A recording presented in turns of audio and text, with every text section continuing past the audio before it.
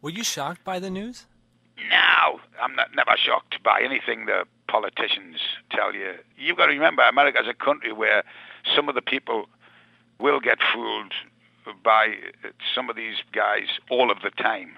You know, I mean, you've got to remember, this is only a day after the world was going to end, and he had enough people believing him. I don't get shocked by anything anymore, my son. It's just amazing half of them have been hiding it for so long, you know. Would you ever write another book? I don't know. I mean, this was done with just so much fun. I don't know if I ever could, but I'd like to. And if the mood takes us, I certainly will write it down. I guess I'm just waiting to see how this one does and feels, you know. And you know, I don't want to put anything on the public if they don't like it twice. I'm not going to do that. I'll keep out of the way. Are you going to do more music too? I think so, my son. I think there's never said you never say never, and you know we in the ACDC never actually say that's it, or you know we never said well we're going to do an album this year, because otherwise we just pressurize ourselves into doing one, and we don't work like that. We just work, you know, on a free and easy going principle of, you know, hey guys, is anybody ready to do something? Yeah, let's get together, and that's basically it. It's not great planning, but it makes us happy. I'm just wondering, who were some of the people that inspired you when you grew up with music? Louis Armstrong was a big influence in my life. I thought he was just great. And you know, and then of course you've got the Beatles, which were just unbelievable. You know, I mean, I think they changed everybody's life. But the record I bought first and really got me going was a record by a man called Paul Butterfield and his blues band. And I bought an album called Look Over Yonder Wall. And it changed my life. It was absolutely, you know, I'd never heard anything like it in my life, you know. And that's really what got me started playing. I joined a little blues band, you know. The trouble is, when you're 16, it's very difficult to sing the blues and mean it, because you haven't got a clue what you're talking about, really. Now, are you going to go on tour? Well, yes, you know, I don't know if we could ever do what we did last time. That was just unbelievable. 2 years, 5 million people. It was just that drained. That was tiring, but fun. What is the craziest thing you've ever done on tour? The craziest thing I've ever done? Oh, Jesus. There's so many things. I can't remember now. See, if you told us what car I was in, I'd tell you. I guess it was one crazy thing after the other. We just always had a ball, you know, and you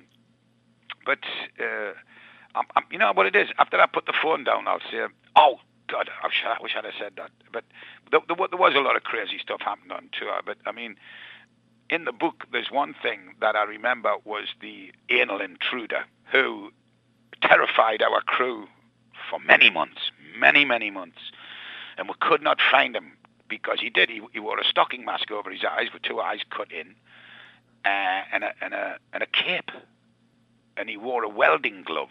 And at night, when our crew were asleep, he'd sneak in, drop their pants, and stick a finger right up the crack of their ass with this welding glove. Stand back and shout, "You know you love it," and then disappear into the night. Well, our crew were terrified for months until we found out who it was. And then what we did was the boys got a lobster and stuck a lobster claw up his ass, and he never did it again. But his eyes are now permanently crossed. God bless him. What advice would you give young rockers and rollers who kind of want to do the same thing as you? Don't go on X Factor. Don't go on it. If you want an instant success like a reality star, off you go. Enjoy yourself. Be prepared for the bump on the way down. Get on the stage with your friends and play to live audiences. Don't start handing in CDs, your first one, because you think it's fabulous. It won't be. I guarantee you. Do it again and again, and serve your apprenticeship is basically what I'm telling you. And if you look at all the top bands, that's what they all did. there's maybe one or two exceptions, like a girl singer or maybe a guy singer that have come out of those TV idol X's things, and but they're very, very rare. The guys who work hard, some might not ever make it famous and be really famous, but they'll be good enough to make a good living and do what they love for the rest of their life, you know. And there's nothing wrong with that. You know, there's nothing wrong with being a musician who isn't world famous, but who's respected. People come to see you, and you make a good living, and everybody has a good time, you know. But it's hard work, you know. And when you're ready with a record that you really do think is good, but then send it to your record companies, you know, and then, you know, get a proper deal. And it's well worth it. And the kids, and there's a million talented guys out there, so I would just suggest get on the stage and play in front of an audience. That gives you more of a thrill than playing in a record studio. Now, what do you want your audience to take from your book? Oh, just a good time.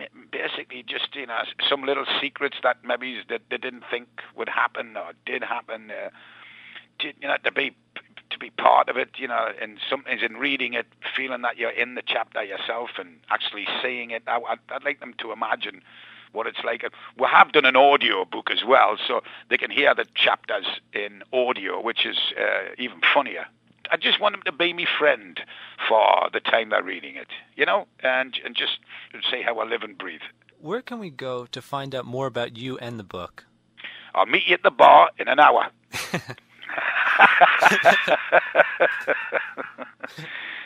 I'm doing a reading in New Jersey, and I'm really looking forward to that, although I'm a little bit nervous because I've never done it. I've usually got a big band behind me, you know, so it's going to be pretty spooky just doing it by yourself. Brian Johnson, AC/DC frontman, thank you so much for joining us today. Gary, anytime, me son. And by the way, if I do see you in the bar, buy you a pint. You are. Okay, me son, you have a good one. Thanks, Gary. Bye-bye.